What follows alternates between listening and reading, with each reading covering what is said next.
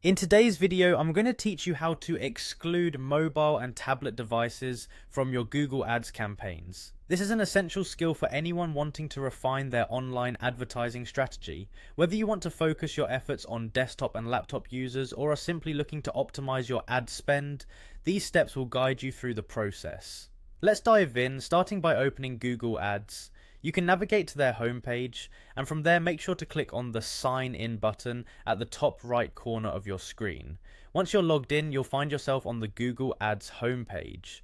This is your dashboard where all the magic happens. Next, look to the left-hand side of the screen and find the Campaigns section. Click on it and this will take you to the heart of your ad management. Here you will see an overview of all your campaigns. This section allows you to drill down into each campaign and make necessary adjustments to target or exclude specific devices like mobiles and tablets, which we're focusing on today. Now navigate to the Insights and Reports section.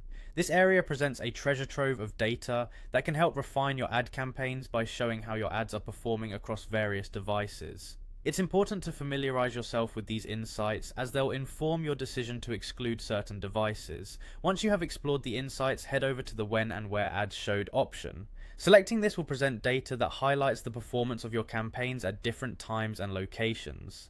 It's another valuable resource to understand your audience better and determine which devices are yielding the best results for your advertising efforts. With all this data in hand, you can now make a data-driven decision to exclude mobile phones from a particular campaign. Locate the Mobile Phones option and click on it.